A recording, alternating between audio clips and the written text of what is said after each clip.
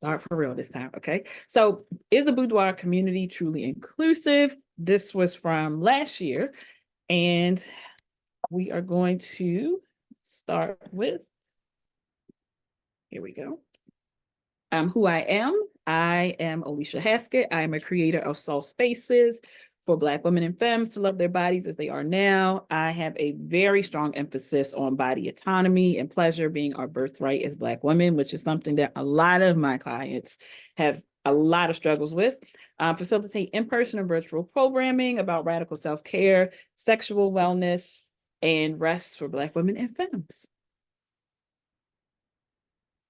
And with that, I am the founder of the Coterie Noir, formerly Boudoir for Black Women, which is still around, owner of O Experience, which was a Maryland-based boudoir photography studio. But I do travel for boudoir and other things. And I'm an introverted Virgo who loves traveling solo. Now we're going to get started. You will need your cell phone for this section. So if you have your cell phone, can you give me a 1 in the chat? And I'm going to try to remember my numbers. So if you have your cell phone out, just give me a 1 so I know. Thank you, Juliana. I appreciate that. So I know that you are ready. Thank you, Jennifer. I appreciate that.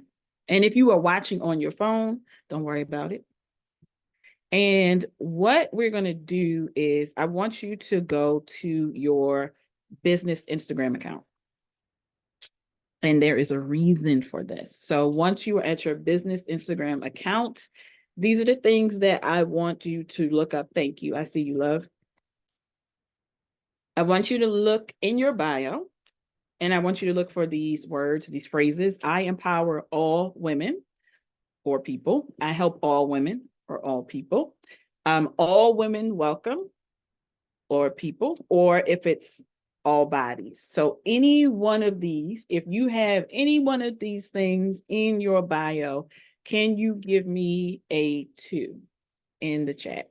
Or you could do a thumbs up, whichever one works for you.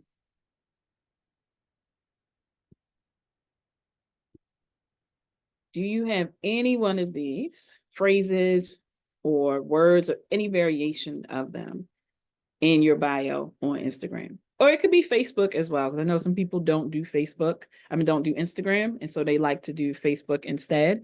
So do you have any of these in your bio? Just the word women. Okay. Love to see that. Anybody else?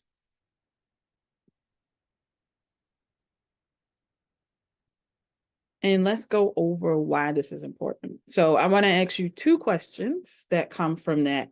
The first one, does your feed show diversity in body size? Okay. Does your feed show people of the global majority? Now, people of the global majority means anybody that is brown or Black, anybody pretty much other than white. Does your feed actually show that? Especially if you have those words, I empower all women or people. I help all women or all people. All women welcome, all people welcome, or all bodies welcome. So how many of you can say, I do have a feed that shows diverse bodies? None of those, but yes, my feed does. Yes, I have different body sizes and plenty of different people. Just doesn't say it on my page. Thank you. I don't have those words, but my feed is diverse. Yes. And see, this was so different when I actually first did this. This was very different because a lot of people were like, no, mine is not really diverse like that. So shout out to y'all for having diverse feeds, and not just diverse feeds with different body types as well. All right, so let's talk about something that I've started to realize being in the industry. There was a shift that was taking place. And we're going to talk about what this shift actually looked like. So I started technically in 2007 is when I said I was an actual professional photographer, because that's when I graduated. Was I? No. But in my mind, I was, because I had my degree. And one of the things that I remember just now recently, I would say within the last 5 years maybe, is there's been a major shift into showing all body types as beautiful. And not just in boudoir, but this is something that has come about as well with like Dove campaigns, and marketers are starting to realize that, hey, the average American woman doesn't wear a size 0. She wears a size 14, if we're being honest. So a lot of what we saw was a shift in showing all bodies as being beautiful. But even within this space, it was still a certain type of body that was a plus size, for lack of a better term, body that represented this one thing. Like, this is what it had to be. And that shift also came within our industry. And we saw the importance of showing clients, when we are asking people, you know, how do we pose? I still see this now. How do I pose plus size bodies? The importance of showing clients that we are experts in posing all bodies. And this is something that a lot of our clients, especially when they come to me, are like, well, I didn't go to this person because I didn't see anyone who looked like me. And it wasn't just race all the time. It was also, I didn't see anybody who looked like my body. Like, I saw everything else except for my body. And so we want to expand on this. And so what does it mean? And I'm going to ask you all in the chat, what does it mean for you to say, I have a diverse boudoir community? So for you, in your own words, what does that mean for you? And I'll give you a little bit of time. Because I think that when we think about diversity, everyone has a different understanding of what it means for them based on their worldview, based on who they interact with, based on how they live their life, their daily life. And so it may seem for them that they are being diverse within their thought process, within how they interact with people. But from a person that's from the outside looking in, it may not feel that way. So for you, what would you say it means to have a diverse boudoir community?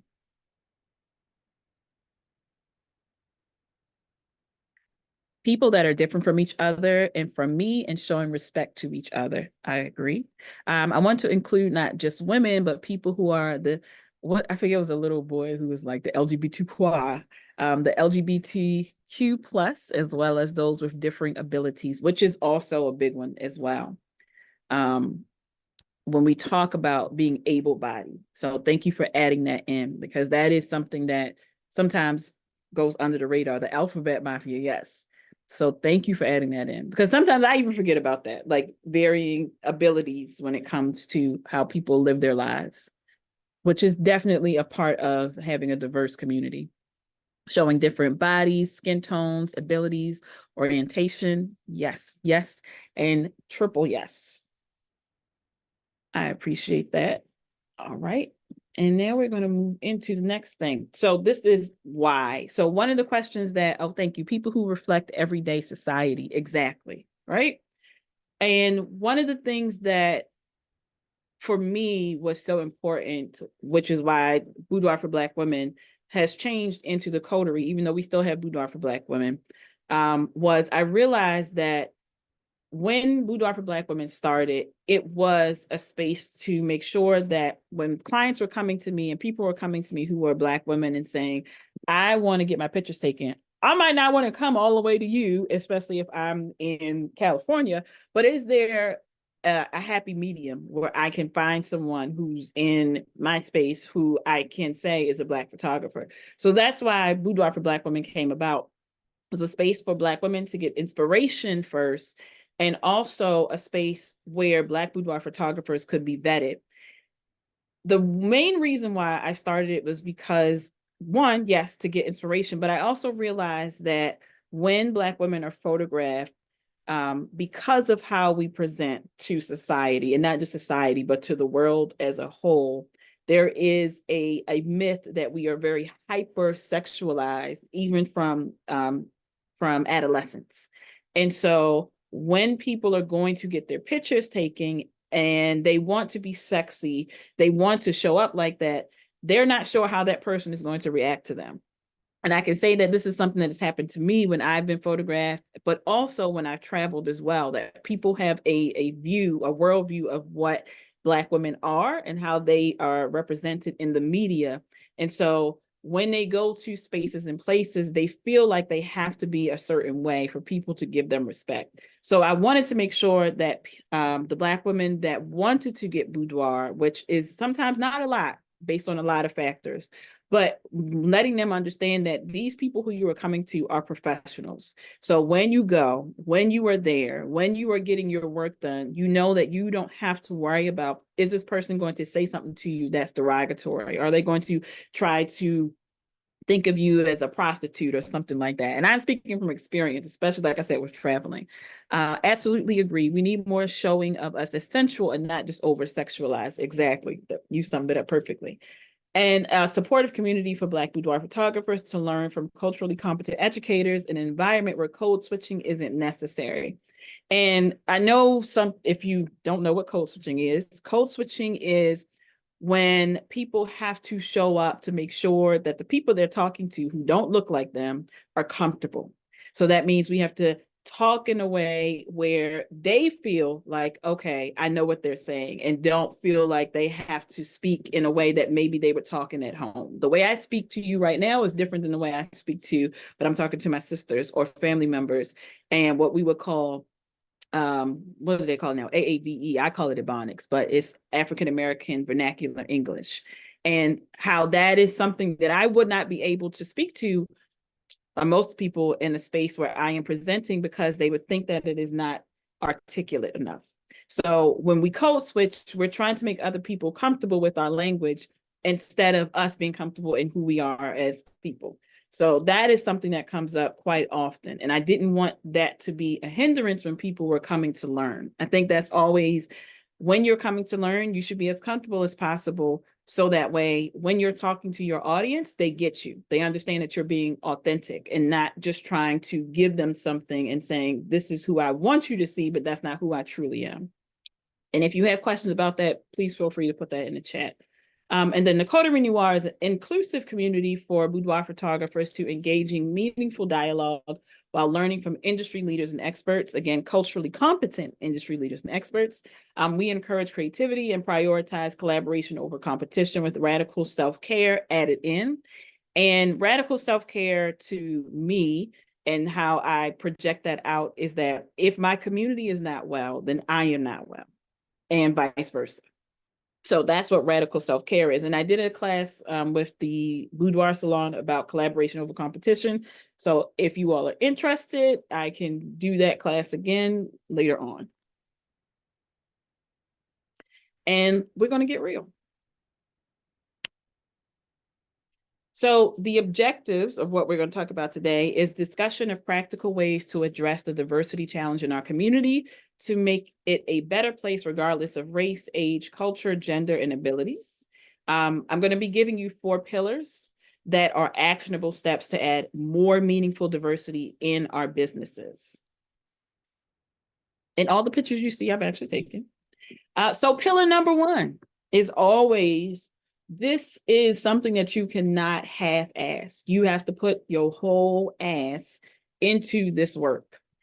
You have to make changes in your business, because even though it's going to make you feel uncomfortable, it's going to do a better job of you being able to connect with your actual clients. So the one thing I always say is that you will not always get it right. Like, there is nothing in this world that is going to be perfect, but as long as it is done, perfect doesn't matter. So you have to accept responsibility and learn from it. That means that if someone has said to you, you have harmed me in this way, when you've said this or when you've done this, and your first reaction is to be defensive, you're not taking responsibility. Your feelings are uncomfortable. And instead of sitting in that, you are telling that person, well, you can't be right because I am not that way. And that's something that happens a lot over and over again. We see it often in social media, especially in our boudoir spaces as well. Do your own research and ask questions. A lot of times I have seen, I've witnessed people saying, well, can you just educate me on this? And one thing that always comes up is people feel that they have the right to ask someone to educate them because they look a certain way, or they talk a certain way, or they present a certain way.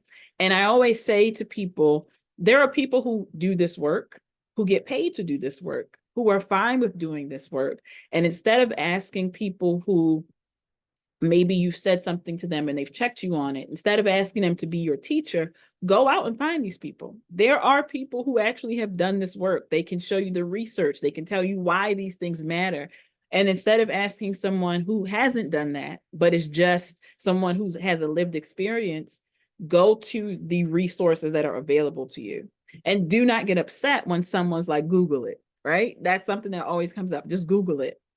And then don't just post pretty platitudes on social media without doing the work. This came up so much during COVID, and it was one thing that we continue to see. Actually, it's kind of dropped off now, where America was in an uproar because people were at home. We saw a public lynching on TV, and people were in the streets, and there was a mass, like when I say a mass, people wanted to implement, let's give money to these organizations. Let's do these. Let's say we're going to be doing the work. We're going to be putting these things in place. And a lot of that work has crumbled. A lot of that money has disappeared. A lot of the things that these businesses have said when they said Black Lives Matter is not true. And we can see that because we see the rollback of initiatives that were once put into place 2-3 years ago that are no longer there. So when we say, don't just post Black Lives Matter, but you have no ass in that, you're doing half-ass work, then I would rather you be silent than to put in half of your ass and saying, I'm showing up. And that should just be enough. That is something that we struggle with when we are doing the work. Yes, you will get tired. Yes, you will get angry at times. Yes, you will be confused at times. But if you are showing up as an ally, then you have to do the work. Even when it is hard, even when you are tired, even when you are fed up, if you are present and saying, I am a part of this, then you have to put your whole ass in it. Any questions about this before I go to the second pillar? I like to, yes, exactly. It is. It's only when it's convenient. And that's what we saw. We saw that it was convenient for businesses to say that they wanted to show up and put their money where their mouth was, but then their mouth was closed and that money dried up, right? And we see that often. And if you're not really looking for it, you might miss it. But we see it, especially as a Black woman, we just see it just now where there is a, I can't remember, I think it's venture capitalist, but I don't remember. It's a grant, it's a fund for Black women. And at this moment, they are fighting litigation because there is a person who's a billionaire, millionaire, who's saying that is wrong. They shouldn't just have funding for Black women, which is crazy because we literally are 1% of the population that gets the funding. I think it may be even less than 1% that gets the grants from the major VCs. And again, we see that when they went after affirmative action as well. Number 2, get inspired. This is something that can go for all things. You have to know who you're following on social media, right? Because what happens with social media is they're going to show you what they think you like, and then they're going to show you what you continue to consume. So if you are consuming the same things over and over again by the same creators who look like you, who sound like you, who walk like you, then you're going to get the same thing. So you have to have a curated feed that shows talent from other people's point of view. And not just the ones that you feel like, okay, I feel comfortable in this space because I see myself in this person, right? You have to go out and find other things. Go out, go on Eventbrite. I love Eventbrite for that reason, because there's always something happening in the city, especially if you're in a metropolitan area. Go outside of yourself, go outside of social media and look for these things. And not just, as I said, not just for photography, but for different creatives. That's something that I am actively doing right now, is whenever I see things, especially since I live in Baltimore City, there are a lot of museums here and I'm not that far from Washington, D.C. So I can travel and go see exhibits that I wouldn't normally see for free because I'm in this area. So find out in your area what is happening. What are they showcasing? How can you go there? Can you see the work? Can you be a part of the work? There are a lot of installations where you get to be immersed in that. So do that. Don't just sit and say, well, I'm a boudoir photographer. This is who I follow. This is what my clients want to see. You need to go out and be a part of creating art. Any questions about this one? All right. For number 3, no, we're going to go to the why. So everybody should know Terry if you're in this community. And I wanted to give you 3 people, actually there are more than 3 here because some of them are, that's a couple, on why these are people that I follow. So my why for following Terry is her authenticity and transparency, especially now. Like a year ago when I did this into now, to see her transition, to see how she is transforming what she does into something that she actually truly loves, has been an amazing thing to watch. And I love how she talks about her life and her body, and she invites you along for that journey. And then she's not afraid to make mistakes and try new things, which for me as a creative is, I love it because I watch her do things with like silly straws. And I think she had stockings. So all of those things are saying, go out and try something different. And then self-portraits. I love her self-portraits because they are, for me, raw, ethereal, and playful. Black women photographers. I met the young lady Piley who started this, and I think she started this maybe now, it's been maybe 4 years now. And she is a phenomenal self-taught photographer. So Black women photographers, they shoot everything from fine art to NFL. And since this has come into play, I believe now she has done things in Kenya, not her going there, but they have from Kenya to Brooklyn to the UK. They have meetups all over the world. And the resources and the grants, she just actually had a grant with Nikon that just closed, I think on the 17th. And yep, in 2020. So she started this in 2020. And from that point on, it has been amazing to watch the rise that she has put into place, and her Slack channel. Everything that she's doing has been amazing. And she actually is the first official photo editor for the Office of the Vice President. So to watch this growth from someone that is so young, and to see how she's been able to just have another generation come into photography and not just see that you don't just have to do one thing, you can do a lot of things. And she's worked with like Live Nation, as I said, the NFL, the NBA, the WNBA. So that has, for me, who's someone who's, went and got the degree and did all this stuff, to see and watch her to create these things has been amazing. And then Creative Soul Photo. If you went to Professional Photographers of America, they were there, and they had a young lady, I don't even know how to describe. She had this beautiful braided headpiece on. And I remember watching her and just being in awe, because the way that they created a lane that is their own has been phenomenal. For me, they embody what representation matters means, especially for Black children. And so they actually just did Disney, which was last year, I think, teamed up with Disney to create dolls in the likeness of the children they have captured. And the other thing that I love is that they don't just leave children out who have diverse needs, special needs, because I've watched them to create a whole world around a child who was in a wheelchair. And I think the child had a ventilation. So was it ventilation? Did he have a trach? I don't remember, so I'm not going to say that he did. But to watch them create everything from scratch that is in this child's imagination and bring it to life is phenomenal. I'm going to show you some pictures. I think my niece actually did a session with them when she was younger as well. And so they create worlds based on what these children want. And as a Black person, and as watching this for Black children, especially knowing in the sci-fi space, you don't see us. Like, you don't see us because people don't think that we exist in this future. So to be able to see them create these fantasy realms for these children is something that I know I could never create, but I love to watch them do it. And they take you through the process as well. So you can actually watch them on their social media feed, watch them create these things out of hot glue and putting things together, even the hair. And the child just comes in and their faces are like next level because they cannot believe that this is them.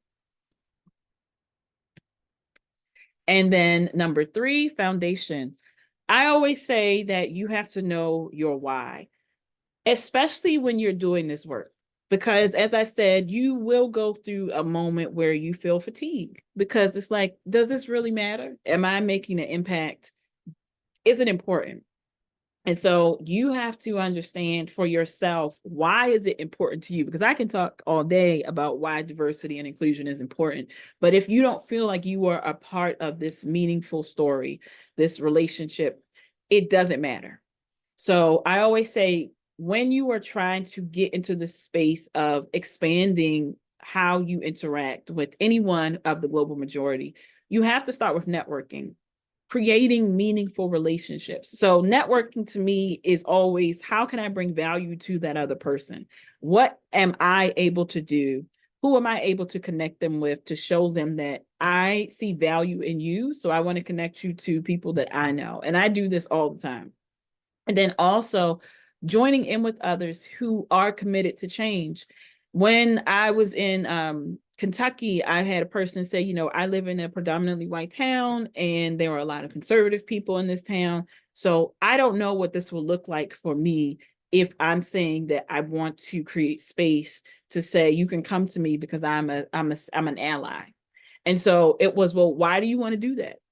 And how are you going to show up for these people, especially when the people in your conservative town push back? Like, what does that look like?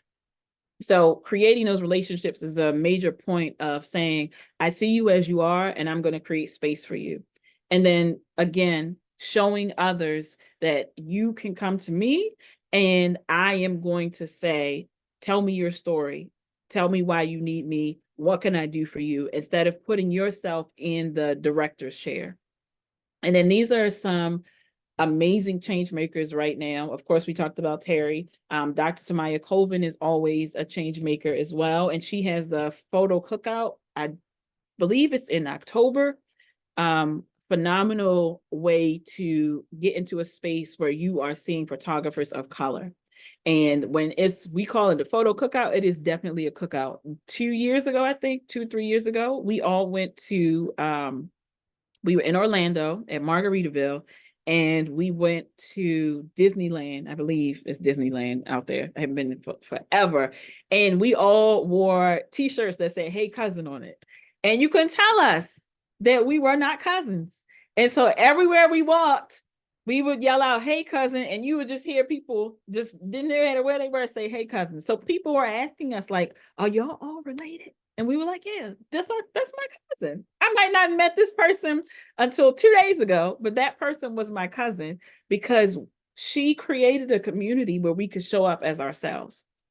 So that's always important. And then empowerment for everybody with Terry. And I think she actually has started to change that. So also make sure you follow her. And then, of course, for myself, I'm always going to plug myself, the Coterie Noir, which is a platform that is off of social media. Because if you don't know, the way that the algorithm works is against brown, Black, sometimes even Asian, Indigenous American, Indian, whoever else bodies.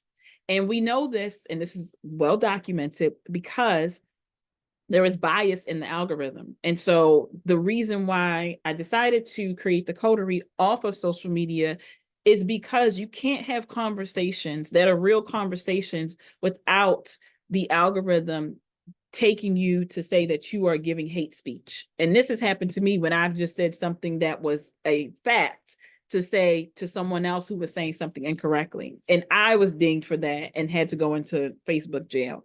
And so That is why the Coterie Noir was started, because you cannot do the work and have these conversations if you are afraid that I may say something on social media and I lose all of the hard work that I have put in for my account. And then be intentional. So when you are doing this work and you're trying to seek out people, you want to seek out people that you can have a conversation with. Don't just walk up to somebody. And I know people are awkward. I get it. I completely understand that. So some of the things, I'm going to show you 2 things that I do to get out of that awkward phase. But whenever, and this again was for WPPI, so that's why it says WPPI, but this can work anywhere. So let's say you go to a class, let's say you decide to go to the library, I don't know, anywhere that you are going where people are going to be. I want you to start conversations, be a conversation starter. So 2 things that I do. One, I ask a question. So for instance, if I was at WPPI or Imaging USA, and I may be in a class and the class has finished, then maybe I didn't talk to the person beside me.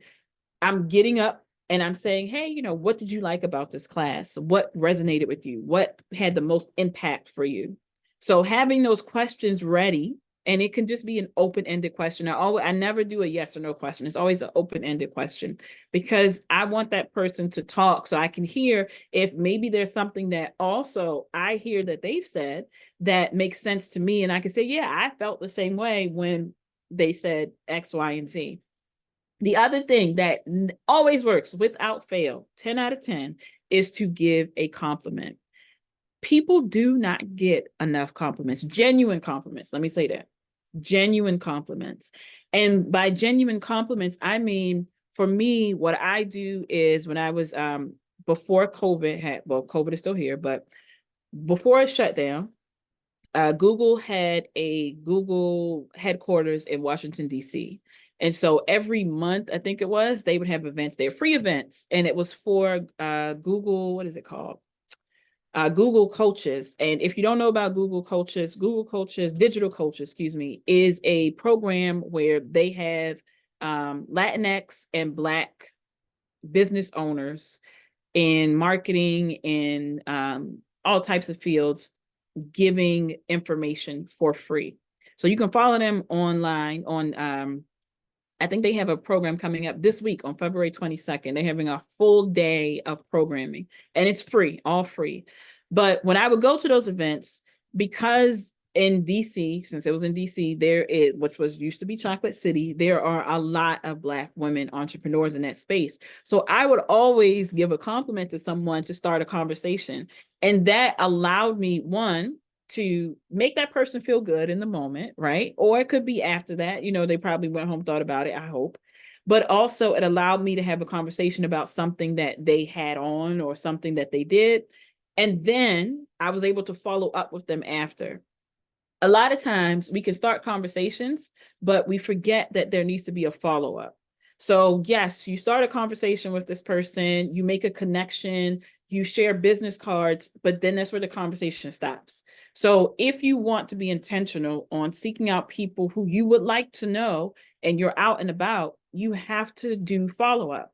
So one thing that I do is, especially if I have my phone, I will put in, or if I'm writing on their business card, I will put in something that I remember about that person, or I will write down something that we spoke about that really was like, oh, this is a aha moment. So when I email them, or if we share swap phone numbers, I will say, hey, it was really good to meet you. Usually what I would do is try to do it the night of, because the way my attention span is set up, I will forget.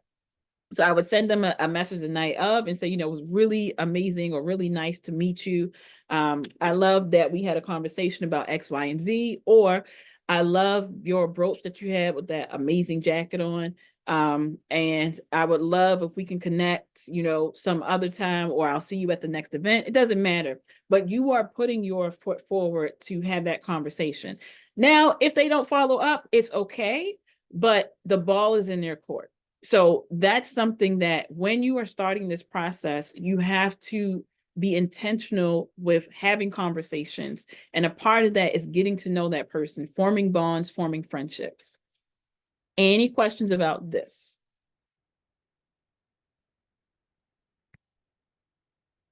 All right, so we're going to wrap it up. So these are some things that I always say when you're getting into this work is to use your senses. So are you seeing people authentically? We all have biases. We do. That's just who we are as people, as human beings. But you have to get away from that and moving into how is this person showing up as themselves and not how I am seeing them. Are you hearing what people say, even if it makes you uncomfortable? Again, there is always going to be a time where you might put your foot in your mouth and you cannot be defensive about someone checking you on something that is wrong. You have to take yourself out of the director's chair. You cannot be the main character when you have committed harm. So you have to take yourself, step back, and then say to yourself, you know what? Let me just listen to what this person has said because I've done something. Are you smelling yourself? Are you holding yourself accountable, or are you set in your ways? Again, are you in the director's chair, or are you allowing someone to give their story play by play, or are you trying to do the work for them? And then are you touching? Are you advocating and using your success to bring others along? That is something that in this space, especially in the boudoir space, it is not just enough to say, I am showing up as an ally. It is, but how are you doing the work? What does that look like? What is your intention with doing the work? Are you trying to tokenize someone because you want to be seen as the main character? Or are you actually doing the work because you want to see this person knowing that they won't get as far without that endorsement?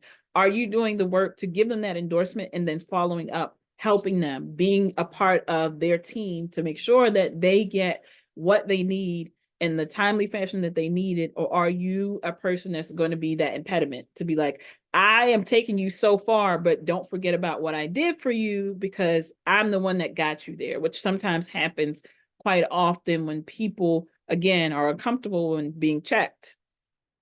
Any questions about this? All right.